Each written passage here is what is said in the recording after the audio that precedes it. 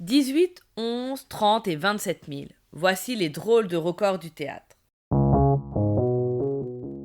Bienvenue, tu écoutes la rubrique Tout ou presque par Marion Lorgnay pour le podcast L'entrée des coulisses, le podcast qui soutient la diversité artistique en rendant visibles des artistes méconnus et talentueux.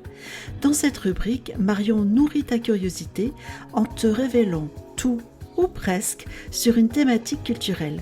De quoi patienter avant l'épisode long format, une interview intimiste d'un ou d'une artiste. L'univers du théâtre recèle de plein de petits records en termes de durée de spectacle ou de nombre de spectateurs. Par exemple, la durée du spectacle le plus long jamais présenté à un public est de 18 heures. Il s'agit de la pièce Henri IV de William Shakespeare, mise en scène par Thomas Joly en 2014.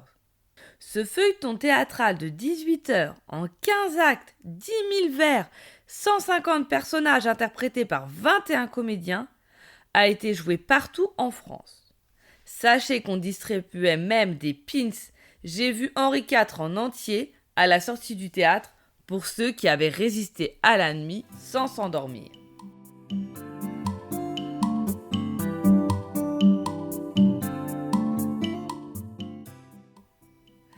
Mais les dramaturges français ne sont pas en reste en termes de durée de spectacle. Par exemple, la pièce Le soulier de satin de Paul Claudel dure 11 heures. Le soulier de satin relate l'amour impossible entre Dona Poez et le capitaine Don Rodrigue. L'action s'étale sur 20 ans, se passe à la Renaissance au temps des conquistadors et est découpée par l'auteur en 4 journées, sur le modèle du théâtre espagnol. La pièce a pour sous-titre « Le pire n'est pas toujours sûr ». Évidemment, elle est rarement jouée, en raison d'un trop gros nombre de lieux, de personnages et de sa longueur exceptionnelle. Cela rend sa mise en scène rare, difficile, malgré la grandeur et l'intérêt de cette pièce. Toutefois, une adaptation cinématographique a été réalisée en 1985. Le film dure 410 minutes, soit 6 heures et 50 minutes.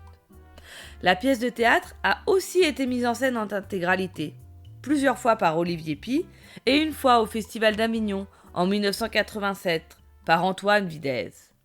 A contrario, la pièce de théâtre la plus courte jamais jouée est de 30 secondes. Il s'agit de la pièce Breath, Souffle en anglais, de Samuel Beckett. Elle a été vue par 85 millions de personnes lors des 1314 représentations faites à Broadway entre 1971 et 1989. Samuel Beckett, dramaturge irlandais, voulait ainsi mettre en avant l'infime temps entre la naissance et la mort et l'importance de ne pas le gâcher. Il fait débuter sa pièce dans l'obscurité, sans texte ni acteur. Les 10 premières secondes, une faible lumière éclaire progressivement la scène qui est jonchée de détritus, tandis que retentit un cri de nouveau-né. Puis une inspiration accompagne la mise en lumière de la scène. 5 secondes de silence et l'éclairage diminue sur une expiration. On entend à nouveau le cri du nouveau-né. La pièce est plongée dans l'obscurité totale et la pièce se termine sur 5 dernières secondes de silence.